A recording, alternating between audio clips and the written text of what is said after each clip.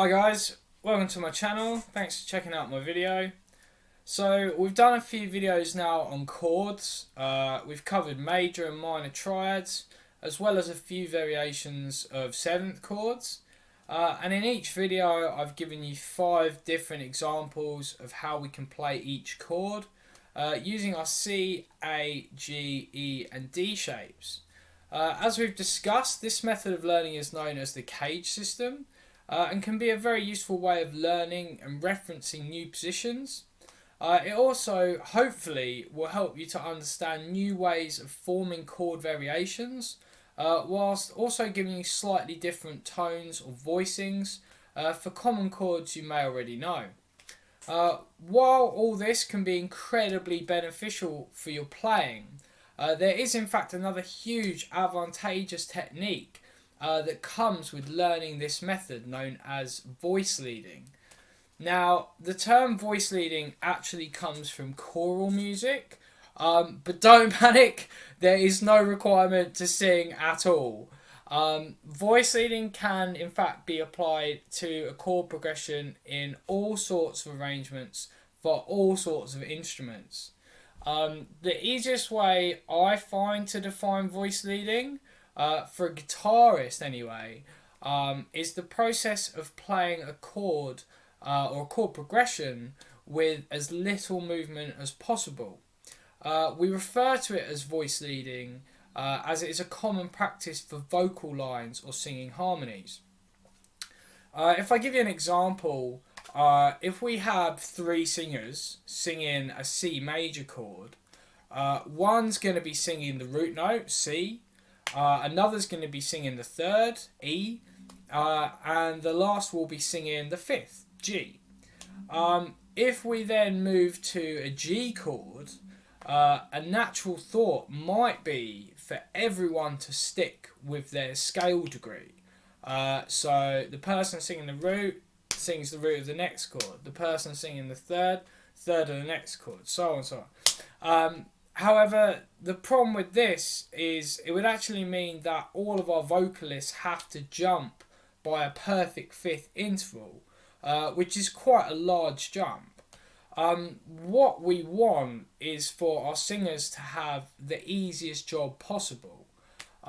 In that sense, the singer singing the 5th in C is on G, so they can stay there, they're fine. The singer singing the 3rd is on E. Well, the 5th in G is D and only a tone away from E. So it's far easier for them to move down a tone from E to D. And then lastly, our singer on the C only needs to drop a semitone to B, and that's the 3rd of G. So you can see what we've done here is we've made everyone's job much easier, but what we've also done is improve the sound, because now the change should sound much smoother, more continuous and less interrupted. If I try and give you an example on the piano quickly, if we're playing the C in root position, C major, and then we play our G chord, also root position,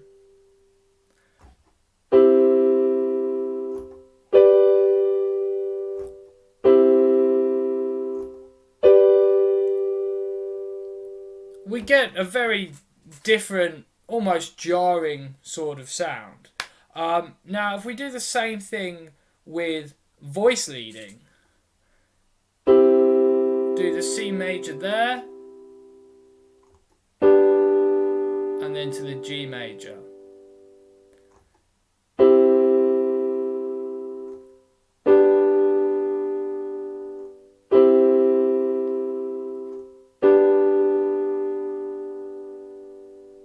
Yeah, hopefully you can hear that. We get a much smoother sound essentially.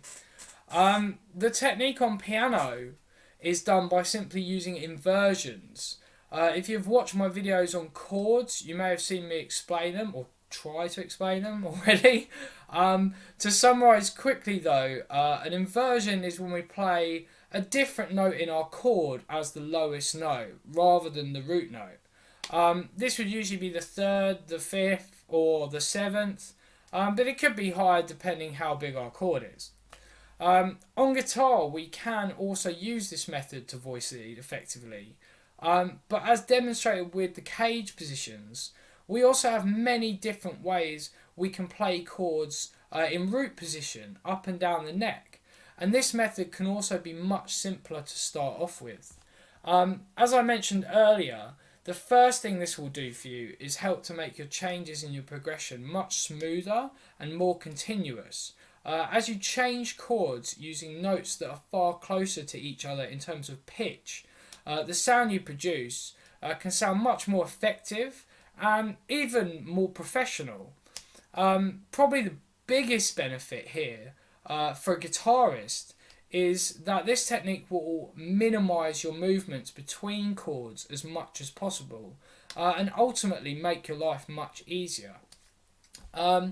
A common problem for many guitarists is we learn one or two shapes for a chord and then we tend to stick to them, either not realising or not taking the time to explore further and find more shapes.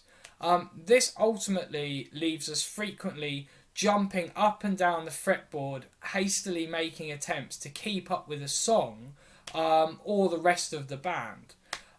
Maybe for one song, this doesn't really seem like a big deal, but believe me, once you get to the stage when you're playing 2 to 3 hour sets, this can become quite exhausting, and as you tire yourself out further, these dramatic leaps can really start to affect your timing. This quite simply does not need to happen.